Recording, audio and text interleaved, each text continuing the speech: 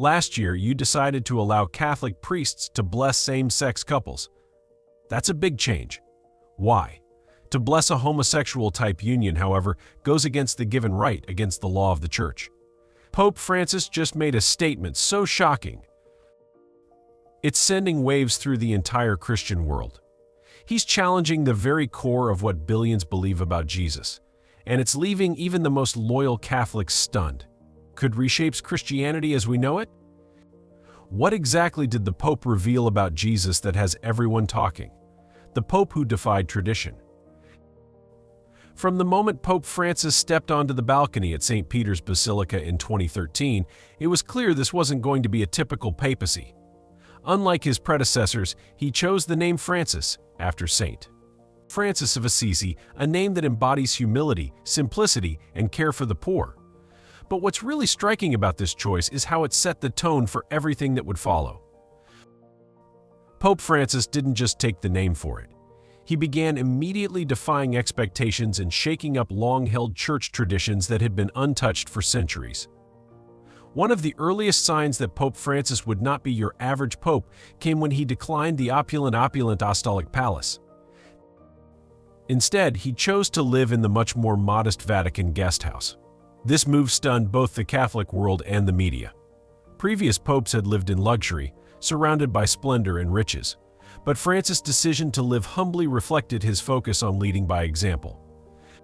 This was not just surprise. This was a direct message to the world. Francis was here to shake things up. But why was he so intent on moving away from the traditional trappings of power? The controversies didn't stop at his living arrangements. His views on wealth and capitalism have caused significant friction, especially among more conservative factions within the Church. Unlike popes before him, who largely avoided controversial economic commentary, Francis has openly criticized modern capitalism. He once finished the Pope famously referred to the unfettered pursuit of wealth as the dung of the devil. Statements like this didn't sit well with wealthy Catholics and business leaders who saw his message as leaning towards socialism. The Pope's message, however, wasn't about politics. It was about justice. Francis has repeatedly emphasized that the Church must stand with the poor and marginalized, not with the wealthy and powerful.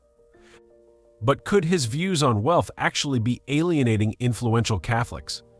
Beyond his financial criticism, Pope Francis has also shaken the Vatican to its core by challenging other deeply rooted traditions. One example is handling of the Church's most sensitive issues, including LGBTQ+ inclusion.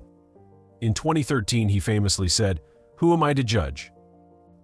When asked about the role of LGBTQ+ Catholics in the Church, this statement sent shockwaves through the Catholic world, as previous popes had taken much stricter stances.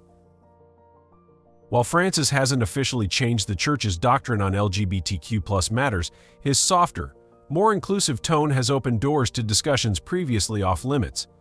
Behind the scenes, there are whispers that some high-ranking officials within the Vatican are unhappy with this shift.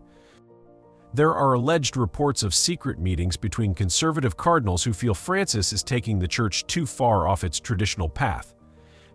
These rumors, while not confirmed, are certainly believable, given the backlash from more conservative elements within the Church. Could Pope Francis' leadership be wrong? Be creating a quiet rebellion within the Vatican itself? His decisions haven't only ruffled feathers on social matters when it comes to theology. Pope Francis has also been more progressive than most of his predecessors. Take, for instance, his views on environmentalism. In 2015, Francis released his encyclical Laudato Si, which emphasized the urgent need for environmental action.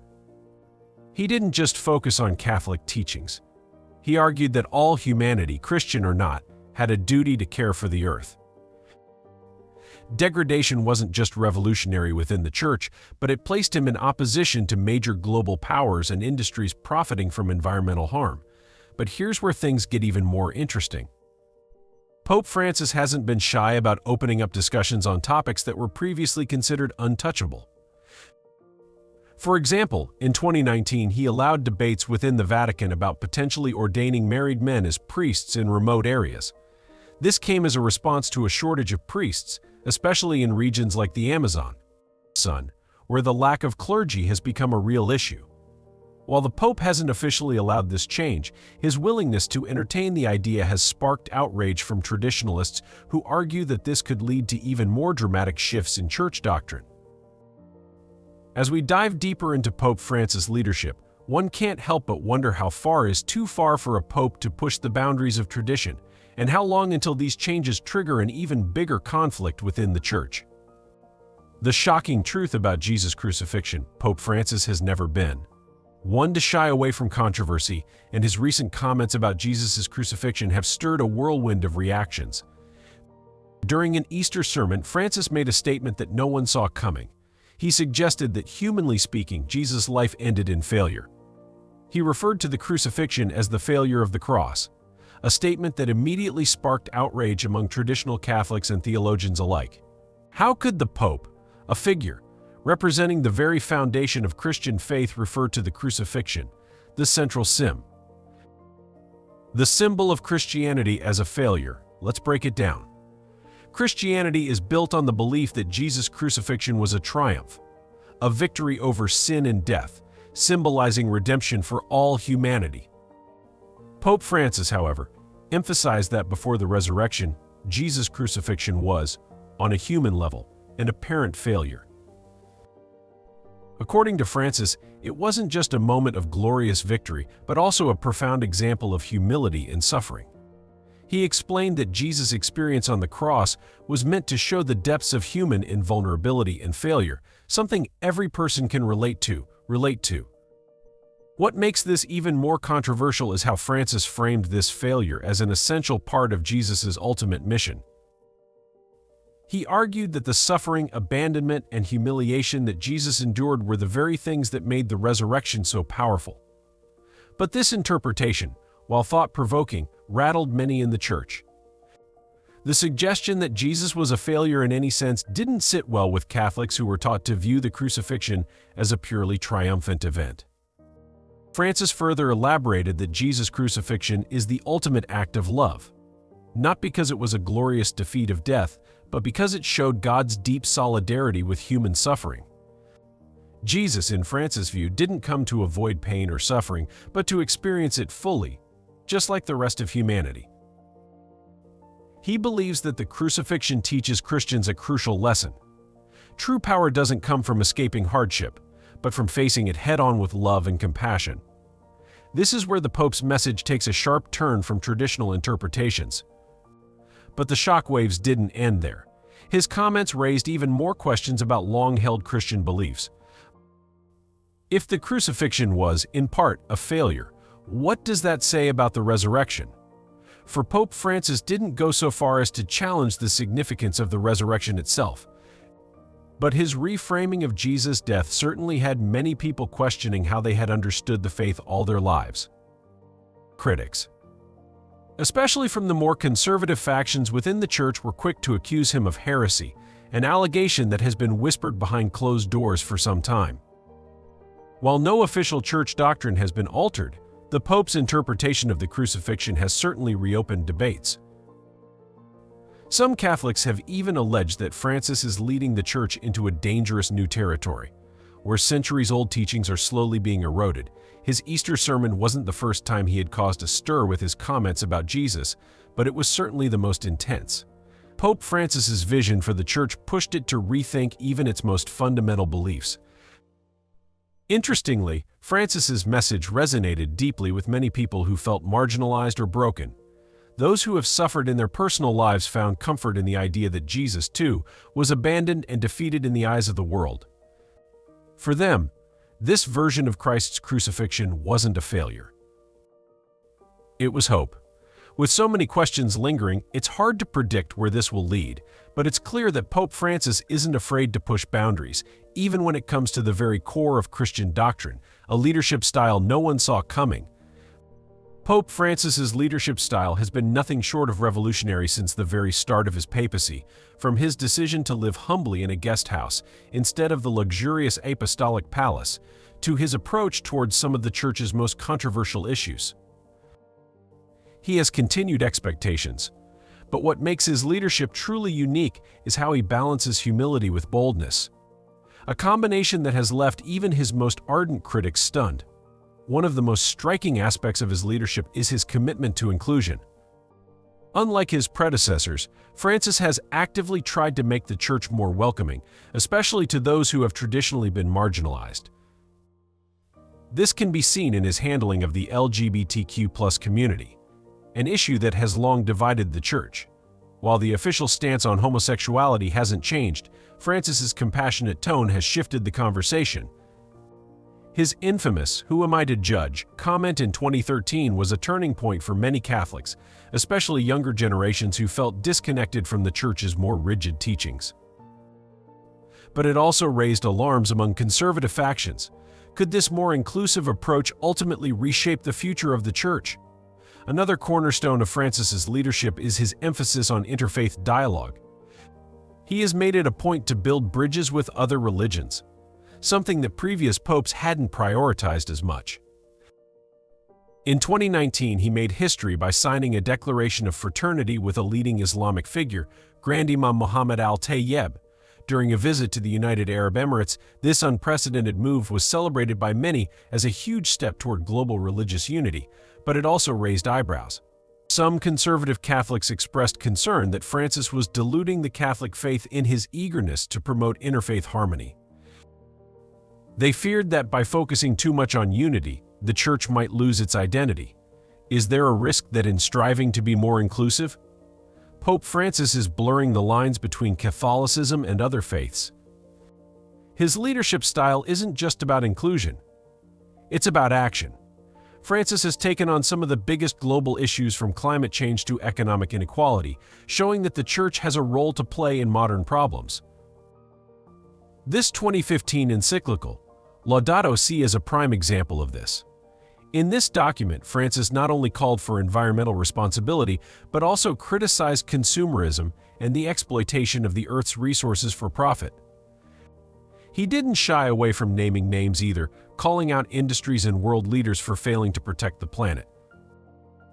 But this bold stance came with some business leaders accused him of overstepping his religious role in meddling in politics.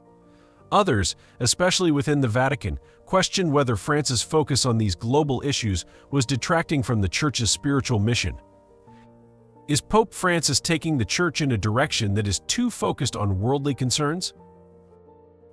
As if his bold actions weren't enough, Francis has also shown a willingness to reconsider some of the Church's most rigid rules. One example of this is his openness to discussing the possibility of married priests. In remote areas like the Amazon, where there's a severe shortage of clergy, Francis has floated the idea of allowing married men to serve as priests. While no formal changes have been made yet, his openness to the idea has alarmed traditionalists who see this as a slippery slope toward more radical changes. But perhaps the most shocking aspect of Pope Francis' leadership is how unapologetically he challenges the status quo. Whether it's his harsh critiques of capitalism, his push for more inclusion, or his willingness to engage in interfaith dialogue, Francis has made it clear that his papacy is about shaking things up, controversial moves that shook the Church. Pope Francis' papacy has been nothing short of polarizing, and nowhere is this more evident than in the controversy surrounding his more progressive stances, from LGBTQ+ inclusion to his takeover. Each move he makes seems to ignite debate, not only among everyday Catholics but also within the very heart of the Vatican. One of the most talked about controversies is his approach to same-sex couples. Historically, the Catholic Church has been very clear. Homosexuality is considered a sin and same-sex marriages are not recognized. Yet in 2020, Pope Francis took the world by surprise when he expressed support for civil unions for same-sex couples, stating that homosexual people have the right to be in a family. This was groundbreaking given the Church's long-held position, and it immediately sent shockwaves through the Catholic world. But it didn't stop there.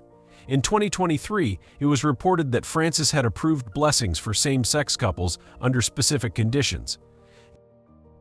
While this move didn't change the Church's doctrine on marriage, it was seen as a step toward inclusion that left many traditionalists outraged. Critics, particularly from conservative circles, were quick to denounce this move. Cardinal Raymond Burke, a well-known conservative voice in the Catholic Church, was one of the most vocal, calling it a grave error that went against Catholic teaching. Others within the church whispered about the potential consequences of this shift, with some alleging that Francis was opening the door to further doctrinal changes that could weaken the very foundations of the church. While Francis has not officially changed the church's stance on homosexuality, his statements and actions have created a significant divide. For some, this is a much-needed step toward compassion and inclusion, while for others, it represents a dangerous departure from the church's teachings. Could this be the beginning of a split within the Catholic Church itself? Another controversial move that has stirred the waters is Pope Francis' stance on capitalism. Throughout his papacy, Francis has been an outspoken critic of unchecked capitalism, often referring to it as a system that exploits the poor. His infamous declaration that unfettered capitalism is the dung of the devil raised eyebrows globally and upset many in the business world. Wealthy Catholic business leaders in particular were left reeling. For years, the Church had largely stayed out of economic debates, but Francis brought the issue to the forefront, advocating for a system that prioritizes human dignity over profit. In his 2020 book, Let Us Dream, Francis doubled down on these ideas, calling for an economic system that focuses on the well-being of all people, especially the most vulnerable. This stance has gained him a lot of support from social justice advocates and progressive Catholics, but it has also made him a target of harsh criticism. Some allege that Francis is leaning too far into socialist ideas, which has led to rumors of discontent within certain conservative factions of the Vatican. Is Pope Francis too focused on worldly concerns? Or is he simply trying to steer the Church toward a more compassionate future? Beyond economics, Francis also sparked controversy with his views on divorce and remarriage. Under traditional Catholic teaching, divorce is considered a grave sin, and those who remarry without an annulment are barred from receiving communion. But Francis, in his 2016 document, Amoris Laetitia, called for a more compassionate approach. He suggested that priests could offer pastoral care to divorced and remarried Catholics on a case-by-case basis, leaving the door open for them to receive communion. This was seen by some as a softening of the Church's stance, but it caused an uproar among traditionalists. Cardinal Burke again, and a vocal critic, accused Francis of creating confusion and undermining the sanctity of marriage. These controversies have led to whispers within the Vatican of a potential schism.